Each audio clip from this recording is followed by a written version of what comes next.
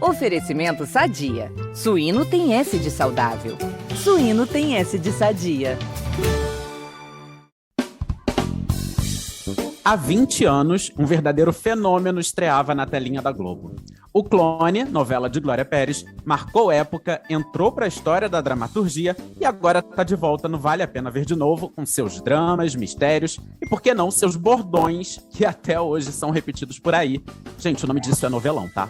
E é justamente para celebrar esse momento que a gente recebe hoje uma das maiores autoras que esse país conhece, Glória Pérez. Que honra te receber aqui, Glória. Gente, é uma alegria estar aqui com vocês, falando de um momento tão bonito, tão importante da minha vida profissional e até da minha vida pessoal também, porque eu aprendi muito escrevendo essa novela, para falar do Clone. Gente, é realmente uma honra te receber, Glória. E você que está nos ouvindo, hoje com certeza o papo vai render. Então, se você é noveleiro real oficial, fica aqui com a gente. E se você não for noveleiro, fica aqui também, que a gente vai te transformar em um. Eu sou o Eduardo Wolff, eu apresento esse programa com a Samita Nunes e com o Vitor Gilardi, e a gente volta logo depois da vinheta. Você não é uma assassina. Eu engravidei pra te salvar. E pouco me economize. Eu vim foi cumprir minha jura. Mistério. É dieta. Eu vou mostrar a você o que acontece com quem ousa desafiar Odete Roitman. Glória, e aí, como que você tá curtindo essa nova exibição de O Clone? Tá feliz? Tá revendo a novela, acompanhando aí a repercussão desses primeiros capítulos? Ah, sim. Não saio do Twitter, quero saber como é que as pessoas estão vendo 20 anos depois do Clone. Eu acho que é uma novela que traz, assim, ela é muito atemporal, não é? O Clone. Ela fala de assuntos que ainda hoje são pertinentes, estão aí, são problemas sociais, e também o encantamento sobre essa cultura misteriosa, diferente, a curiosidade que desperta, não é? Saber como vivem os muçulmanos, como é que eles enxergam o mundo, e foi isso que me motivou a fazer essa novela. Eu tenho muita curiosidade pelas pessoas que pensam diferente de mim, que vivem diferente de mim. Eu quero ver como é que é isso. E a minha motivação foi essa. Ai, que bacana. E você gosta de rever suas novelas? Porque a gente, quando recebe ator, atriz aqui, tem ator que não gosta, que diz que não gosta de rever o trabalho, porque fica pensando, ai, meu Deus, eu podia ter feito assim, ou ter feito assado, por que que a cena ficou assim? Ai, meu Deus. Você revê as suas novelas tranquilamente, ou você às vezes fica pensando, caramba, por que que eu fiz assim? Nossa, será que eu não devia ter feito de outro jeito? Não, eu adoro rever as novelas, porque aí realmente eu assisto a novela, eu embarco na trama. Porque da primeira vez que você assiste, você está preocupado se você tem que mudar alguma coisa, quanto é que está dando no Ibope. Quando a novela é reprisada, você pode assistir sem essas angústias. Então, aí você assiste se ligando na trama, assiste como um telespectador comum. Isso não tem preço, é muito bom. E algum detalhe ou outro pode até surpreender, né? Tipo, caramba, eu nem lembrava disso, mas olha só que plot legal, assim, que reviravolta. O importante é que a gente não lembra de quase tudo, né? A gente às vezes assim, meu Deus, que é isso? Mas diz como crítica de um espectador, não é mais aquela pessoa que pode consertar, que deve consertar. Então você não tem mais aquela preocupação, você tira a preocupação do ar. Você assiste, se envolve ou não, se envolve mais ou se envolve menos com cada cena, com cada personagem, mas é muito bom rever por isso, porque aí realmente você assiste a novela, você não está assistindo o figurino, onde é que entrou a música, onde é que entrou a direção, onde é que aquele texto não saiu como devia ter saído. Você esquece tudo isso, apaga tudo isso. E tem coisas que você não lembra, isso é muito comum quando o autor revê sua novela. E eu já me peguei dizendo assim, meu Deus, como é que ela vai sair dessa?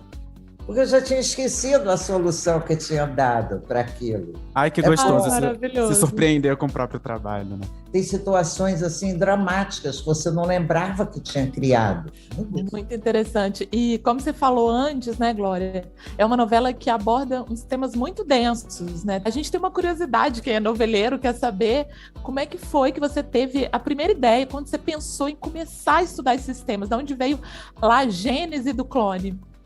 Olha, veio mesmo do nascimento da Dolly, do nascimento da ovelhinha Dolly, né? Que era o primeiro ser clonado. Então eu comecei a pensar como seria clonar um ser humano, como seria chegar no mundo como uma cópia de alguém. Que problemas de identidade essa pessoa teria? Como é que problemas também teriam as pessoas em volta dela para enxergá-la? Como é que as pessoas a enxergariam? Isso despertou uma grande curiosidade. E aí é óbvio que isso envolve questões éticas, né? Problemas éticos, qual é o limite da ciência? Até onde a ciência pode ir? Que limites ela não pode ultrapassar? Então eu tinha duas personagens que vieram de Barriga de Aluguel, onde também havia esse conflito, que era o Dr. Molina e a Miss Brown, né? A Miss Brown achava que a ciência era soberana, que ela podia romper todos os limites. Não havia limites para a especulação científica. E o Dr. Molina, que era um humanista, achava que não, que a ciência tinha limites e devia respeitá-los. Então eu usei esses dois para trazer os dois lados dessa discussão. E achei que faltava ainda uma coisa. Naquela hora, todas as revistas estavam falando que assim, a ciência suplantando Deus, a ciência querendo tomar o lugar de Deus, porque só Deus criava a vida, e ali estava uma vida criada pela ciência, né? Então, eu achei que faltava um aspecto também do ponto de vista religioso. Se o Ocidente está desafiando Deus criando a vida, eu precisava mostrar uma sociedade completamente submissa a Deus, que eram os muçulmanos. E também eles traziam esse encantamento que as pessoas têm pelo mistério dessa cultura. E assim foi. Essa é a armação do clone. Seria a base, né, sobre a qual foi contada a história. Se desenvolveram histórias de amor, conflitos, mas a base foi essa, a estrutura era essa. Não, e esse casamento nossa, eu como espectador que já vi o Clone algumas vezes, para mim é a grande magia da novela, assim, essa mistura da ciência, muito isso que você acabou de falar agora, da ciência com uma sociedade ali que é realmente muito ligada a Deus, né? Nossa, essa ligação é muito mágica, assim, para mim. E já que a gente está falando, né, do islamismo, de uma cultura que é completamente estranha, né, a nossa aqui no Brasil, você chegou a viajar, né, para o Marrocos. Qual foi o seu maior aprendizado, né, nessa preparação para a novela? E também a gente queria saber se você viveu algum perrengue aí quando você visitou o Oriente Médio. Olha, eu vou voltar um pouquinho na pergunta anterior para te dizer que eu também apareceu um padre na novela, que era o Padre Mattioli. Sim. Não é? Tinha o Padre Mattioli, que é para mostrar a visão da Igreja Católica. E tinha toda uma discussão se o clone, o que seria o clone do ponto de vista da Igreja Católica. E eu lembro que teve uma hora que o Albieri disse, é como a costela de Adão, e o Padre Mattioli rebatia que não era a mesma coisa que a costela de Adão. E tinha uma série de argumentos em volta disso, católicos também. Agora vamos para a tua pergunta. É o meu aprendizado que você perguntou? Como é que foi essa experiência de viajar, né, já com o intuito de mergulhar nesse universo? Olha, nós fomos lá, primeiro nós íamos fazer o clone no Egito. Então nós fomos para o Egito, eu passei 20 e tantos dias lá. Foi onde eu conheci um guia que me foi fantástico, o Zen, porque o que eu busco é muito antropológico o meu método, eu preciso chegar perto daquilo que eu vou escrever, sentir realmente as pessoas. Eu não queria aprender essa cultura pelos livros, eu queria vivê-la, não como uma pessoa fingindo que era uma muçulmana, óbvio, mas como alguém que está perto desse universo, que está dentro. E aí eu fiz muita amizade com o Zen, e aí ia na família dele, ia nos almoços, conhecia os amigos dele, fiz parte da rotina de uma vida muçulmana média. Isso foi no Egito, no Cairo. A Eliane Jardine me dá uma entrevista falando que espera que a novela também sirva para falar das mulheres, a libertação, Bom, fomos proibidos de gravar no Cairo. E por isso nós fomos para o Marrocos, fomos bater no Marrocos, né? E foi uma experiência muito interessante, porque antes de fazer o clone, eu sei que eu não queria ferir suscetibilidades religiosas. Você não tem que bater no diferente de você, você tem que entender. Então eu fui procurar os sheiks em São Paulo, porque em São Paulo, não sei se vocês sabem, tem uma comunidade muçulmana que é fantástica, e tem o colégio, é tudo como eles têm lá, eles têm aqui. Eu fui procurar, fiquei amiga do Sheikh Jihad, que me deu um Alcorão, que eu li, marquei todinho aquelas coisas que tio Ali dizia, que tio Abdo dizia. Essa vivência, eu aprendi muita coisa com isso. Primeiro porque é uma religião muito bonita. A gente geralmente ouve falar dela por um lado mais extremista, não é? Mas compreendida de uma maneira não radical, tem coisas muito bonitas ali. A gente aprende sempre quando a gente convive com o diferente, sempre. Acho que eu te respondi. Respondeu, inclusive, do perrengue, né? Porque rolou uma mudança, inclusive, do país onde a novela ia se passar. Ah, não, tivemos outros perrengues. Teve mais, meu Deus. Teve alguns, assim. Um dia, por exemplo, eu cheguei lá na produção e o Sheik estava lá.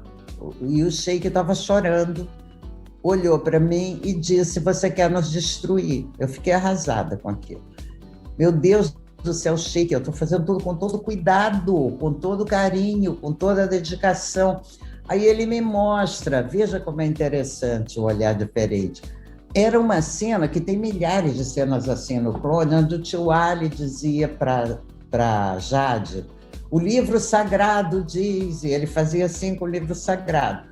Acontece que o livro que o Sheik tinha dado para nós era em árabe, e o Alcorão em árabe é Deus encadernado, você não pode sacudi-lo. Você pode sacudir o Alcorão em qualquer tradução, mas em árabe, então vocês aprendam isso, não pode. É Deus encadernado. E aí, imediatamente, foi substituído aquele Alcorão e posto outro, e o Sheik compreendeu que não houve ofensa nenhuma, que foi uma coisa de absoluta ignorância disso. Gente, que história curiosa. Isso nas gravações de lá ou nas gravações aqui, com o Sheik de São Paulo? Aqui.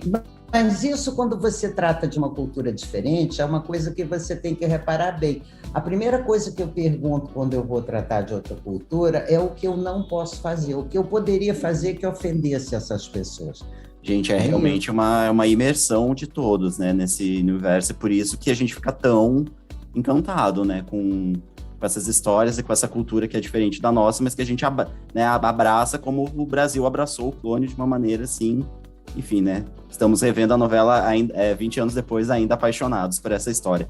Agora, quando você se debruçou para estudar aí a questão da clonagem, você imaginava, de repente, de que dali a 20 anos, né, ou seja, hoje, a gente já ia estar num futuro aí com a clonagem, de repente, sendo mais discutida, com humanos brotando por aí, clones humanos brotando por aí. O que passava pela sua cabeça na época? Olha, na época passava pela minha cabeça o que passa hoje. Eu nunca duvidei que essas experiências estejam sendo feitas e que talvez clones já existam por aí, só que exatamente por esses limites éticos, isso jamais seria revelado antes de que fosse detectado como é que isso se desenvolveu. Será que um clone morre antes do seu padrão original? Não sei. Coisas assim. Agora, eu acho que sempre existirá no mundo científico um Dr. Molina e uma Missy Brown. A Missy Brown, com certeza, já teria feito vários clones e não teria culpa nenhuma se algum deles abreviasse o caminho ou o que acontecesse com eles, porque para ela a ciência era o Deus máximo e havia um custo que deveria ser pago. Essa era a mentalidade da Missy Brown. E o Dr. Molina não. Achava que o humano tinha prioridade. Mas a Missy Brown dizia para ele, a ciência não teria caminhado sem essas experiências, sem sacrifício de alguns. Essa era a discussão. É uma discussão difícil, quer dizer, mas é bom que ela exista, é uma discussão ética. É complicado tomar um lado numa discussão assim. Ai, gente, agora eu fiquei reflexiva aqui. Será que já tem um clone meu por aí em algum lugar do mundo? Sabe lá, né? Ai, gente, que situação. Ô, Glória, o clone tem cenas muito memoráveis, assim, e tem situações, né? que ficaram até hoje, que, enfim, estão enraizadas na cultura pop aqui no Brasil. A Dança do Ventre com a Jade, a questão do próprio clone, o núcleo aqui de São Cristóvão, que era divertidíssimo. Eu queria te perguntar o seguinte, se você, assim, pudesse fazer um top 3 de motivos para alguém que nunca viu o Clone acompanhar a novela, assim, quais seriam, assim, para você, quais são os 3 principais atrativos de O Clone? Eu vou botar em segundo lugar essas discussões que ainda são atuais, tá? Em primeiro lugar, o envolvimento que a novela é capaz de produzir, pela trama dela, por esse mistério que ela traz, por uma cultura que você quer saber como é, esses costumes que você gosta de conhecer. Eu acho que foi uma novela que trouxe um envolvimento grande. Ela fala de identidade, que é um problema que todos nós vivemos em alguma medida, ou que já vimos perto de nós em várias medidas, não é isso? Qualquer novela que fique na memória do público, eu acho que o primeiro ponto é o encantamento que ela possa produzir, é o envolvimento emocional. Essa é a capacidade máxima. Depois disso, ela abordou temas importantes, ela abordou temas atuais, mas se você não tiver capturado pela trama, pelo clima, pela magia que resulta do trabalho, você nem vai prestar atenção nas temáticas, por mais importantes que elas sejam.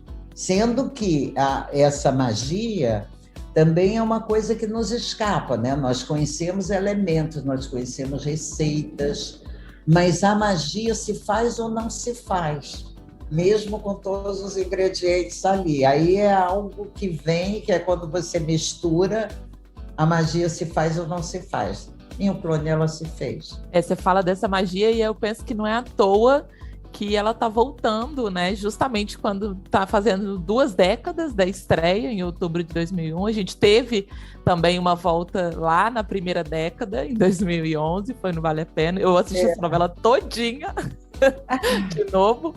E para você, qual é esse legado? Qual é o maior legado que o Clone deixa na nossa teledramaturgia e também no seu trabalho como autora? Com o meu trabalho como autora, eu tive muito reconhecimento pelo Clone, né?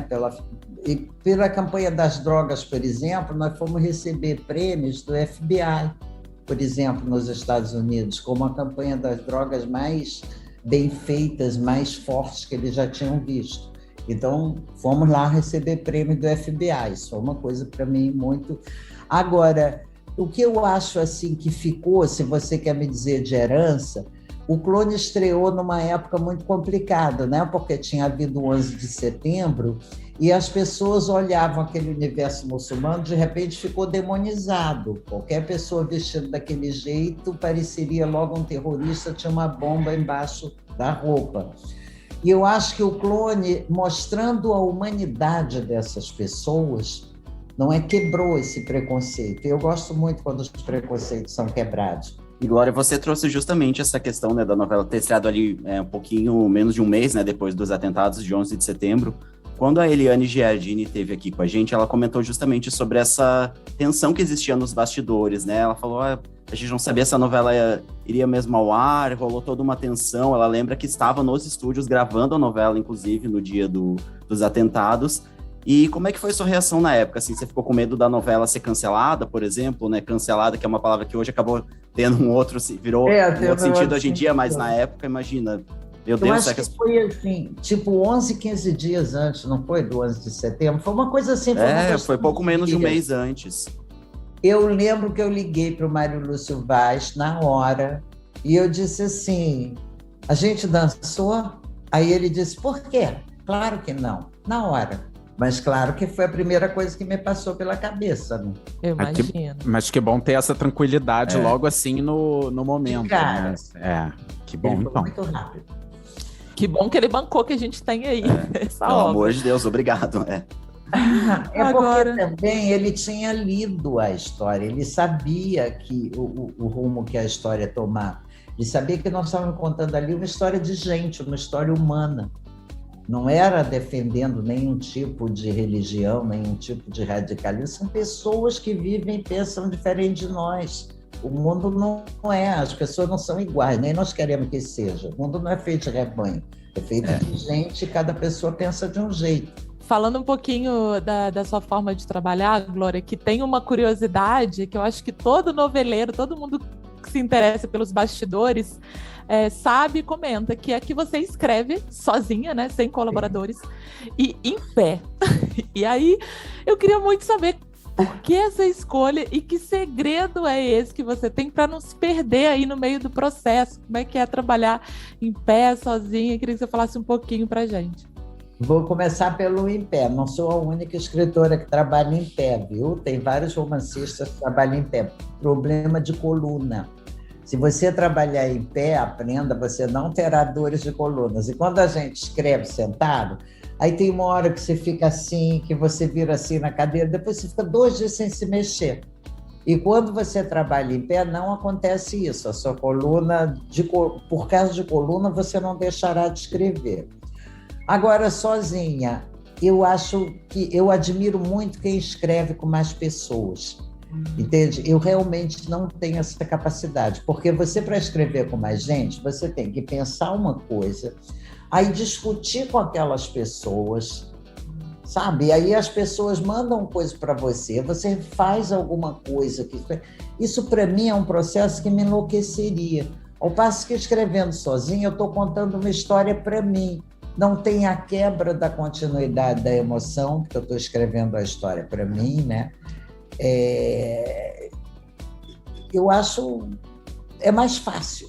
Eu fiquei pensando se tinha alguma coisa a ver com a Janete, né? Que você é a grande herdeira da Janete, aprendeu com ela, se foi ela que te passou isso, olha, faça sozinha. Não, ela não passou isso, mas a Janete também sentia prazer em contar as histórias para ela mesma, entende? Até porque você tem essa medida. Eu não faço, por exemplo, como é que chama? Aquele roteirinho antes, tem um nome. Escaleta? Escaleta. Não faço isso, eu vou fazendo. Se eu vejo que está me entediando, porque à medida que eu estou escrevendo, eu estou enxergando a novela, está passando na minha cabeça. Isso é que eu não faço em casa, faço no escritório, precisando de concentração. Aí, se eu vejo que está chato, muda ali. É diferente de você armar. Quando você escreve numa escaleta, cena 1, cena 2, cena 3, você vai na continuidade da história só, mas a emoção ainda não está ali, não é? A cena só que está ali. E eu acho que, assim, que o grande desafio é o papel em branco. E quando você olha o papel em branco, você tem o sentimento da ideia dentro de você, mas é uma ideia imprecisa, ela só toma forma quando ela vai para o papel, quando ela se transforma em letra, em frase, em cena 1, cena 2, entende? Então, para mim, é muito mais fácil, porque eu me divirto escrevendo e tenho um domínio da história, da narrativa, que trabalhar em grupo não me permitiria. Uau, que lição. A Elizabeth Savala, ela esteve aqui no podcast há 2 semanas para falar sobre Pai Herói, e aí você comentou que a Janete Claire, ela gostava de contar para ela mesma, e eu lembrei do caso divertidíssimo que a Elizabeth contou, que a Janete ligava para ela às vezes e ficava, você não sabe o que eu vou fazer com você essa semana, e ficava falando. Elizabeth Savala, olha só, tchau, eu tenho que gravar 150 páginas e ir embora, assim. Então parecia que era uma ligação pra Janete falar com ela mesma, na verdade, contando o que ia acontecer e tal, enfim. E é isso, histórias da teledramaturgia, né? E que bom que vocês existem. É o divertido de escrever sozinho, entendeu? Você conta uma história para você mesmo, você se entusiasma. É assim. Glória, então, retomando aqui a conversa, eu peço licença agora para falar de um assunto um pouco mais delicado e queria te deixar à vontade aí para caso você não queira responder. Mas é sobre o documentário da HBO a respeito da Daniela Pérez, que no ano que vem vai relembrar, né, esse caso aí que chocou o país e que conta com a sua participação. Então, assim, o que eu queria saber é o seguinte, por que você topou reviver as lembranças aí dessa história que é traumática, enfim, acho que para todo mundo que acompanha, né, o seu trabalho, e principalmente para você? Veja bem, as histórias públicas você não pode impedir que sejam contadas, entende? E a única coisa que eu fiz foi abrir meu arquivo para essas pessoas, porque a diretora que vai fazer esse documentário assumiu o compromisso de se ater aos autos do processo, porque antes do julgamento de um crime, você tem 1000 especulações, você tem todo um sensacionalismo, ainda mais um crime que aconteceu no meio de uma novela, que de repente o crime é tratado como se fosse um crime entre personagens e não entre pessoas reais, entende? E depois do julgamento, quando todas as coisas são comprovadas, ninguém se interessa mais por falar do assunto. Você tem a sentença, tem as provas do processo, mas quem vai ler o processo? Quem vai querer mais fazer matérias dizendo que ficou provado ou não? Então, já que alguém em algum momento iria fazer essa história, não é? Eu prefiro que façam com esta seriedade, se atendo ao que está no processo. Foi por isso que eu abri meu arquivo para eles. Entendi. Então, o que você espera, assim, desse documentário é que ele reconte essa história de uma maneira mais objetiva, focada no que de fato aconteceu, né? O que você espera, assim, em relação... Eu espero isso, que ele me faça justiça à minha filha, que ele conte essa história tal qual ela aconteceu. Que ela conte os autos do processo, porque essas pessoas não foram condenadas à toa. Elas foram condenadas por homicídio duplamente qualificado, porque existiram provas suficientes para que isso acontecesse. Só que essa narrativa nunca foi feita, e, aliás, de uma maneira geral, ela nunca é feita em caso nenhum, porque tudo isso é comprovado no dia do julgamento, e depois do julgamento a imprensa não se interessa mais por aquele caso. A notícia foi condenada há tantos anos, teve a saidinha, a Suzane Richthofen, por exemplo, que está saindo agora. Você acompanhou 1000 especulações antes do julgamento, mas depois do julgamento as notícias são que ela saiu, que ela arrumou uma pessoa na cadeia, que namorou o Sandrão, mas o que aconteceu mesmo naquele processo e por que ela foi condenada e quais são as coisas que levaram a essa condenação, você nunca leu sobre isso. Entende? Nossa, então, já que alguém vai contar essa história algum dia, porque você não pode dizer não a uma história pública, eu prefiro que seja contada. Eu não abriria meu arquivo para qualquer pessoa, de jeito nenhum. Mas eu abri para a Tatiana isso porque ela é uma pessoa sensível e assumiu esse compromisso comigo de se ater aos autos do processo. Isso tudo foi feito de comum conversa com a Globo, tá? Não teve nenhum tipo de... Eles foram consultados, esse documento onde ela se compromete a isso está entregue ao advogado da Globo, tudo certinho. E que interessante, você comentando sobre isso me lembrou... Atualmente, né, até com esse boom dos podcasts no Brasil, teve um que chamou muita atenção, que é o Praia dos Ossos, que reconta a história do crime da Angela Diniz, do caso do Dog Street, e que foca muito... E foca muito, eu lembrei por conta disso, foca muito no processo, no julgamento, né? Como que foi aquele julgamento e o que aquele julgamento diz sobre a nossa sociedade, o que reverbera daquilo até hoje. Então, enfim, bem interessante e... Enfim. É isso, eu jamais admitiria uma coisa encenada.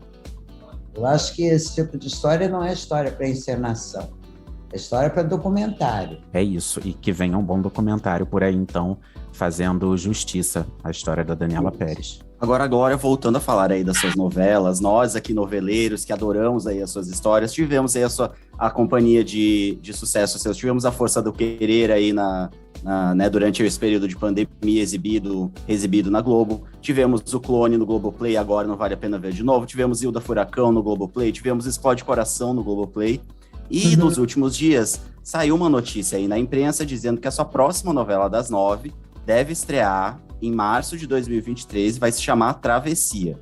Por enquanto. E aí por enquanto.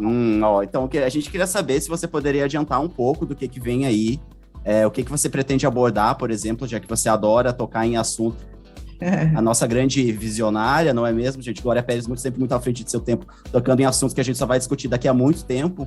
Então, a gente queria saber o que você já poderia contar pra gente. Ô, Glória, só uma pergunta, assim, você vai querer levar a gente pra viajar de novo, assim, pra fora do país, conhecer outro lugar? Não para conhecer outra cultura, mas essa novela exige, por exemplo, nós vamos ter Portugal, isso eu posso te dizer.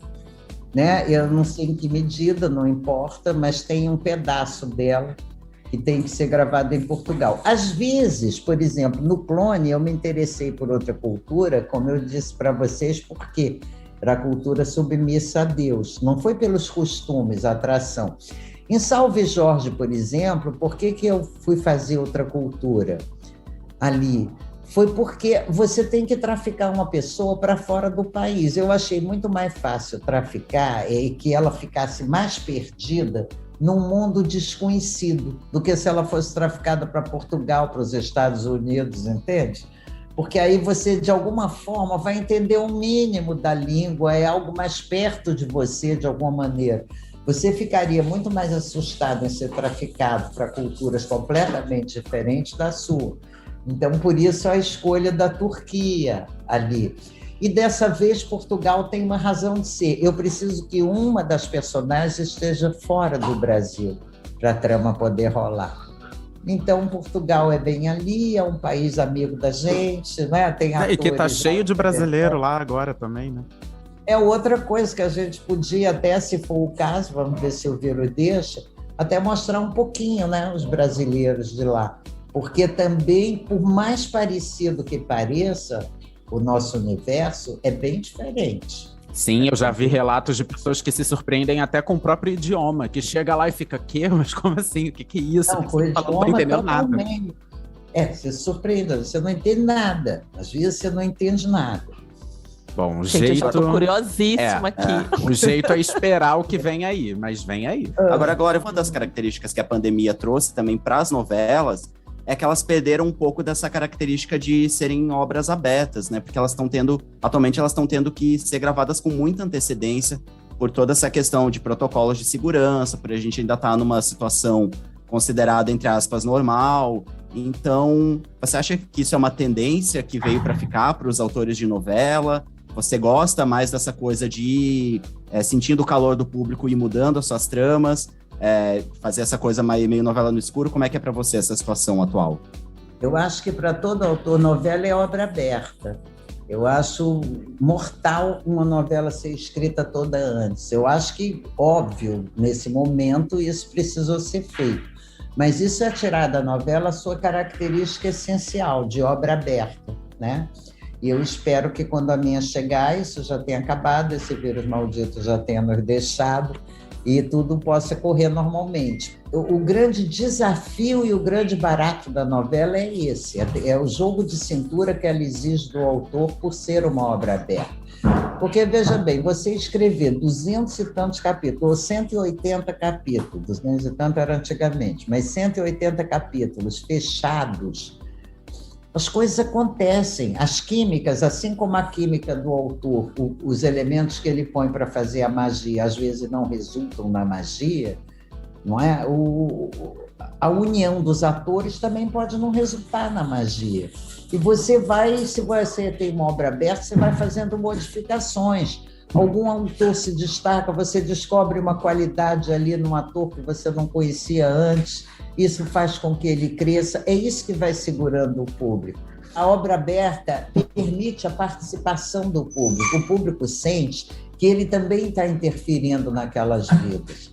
E a obra fechada não, você encontra o pacote pronto, né? O público gosta de criticar uma novela ou de elogiar uma novela, para quê? Ele quer saber se aquela opinião que ele deu vai ser respeitada, se vai ser ouvida a opinião que ele deu, a crítica que ele fez ou o elogio que ele fez.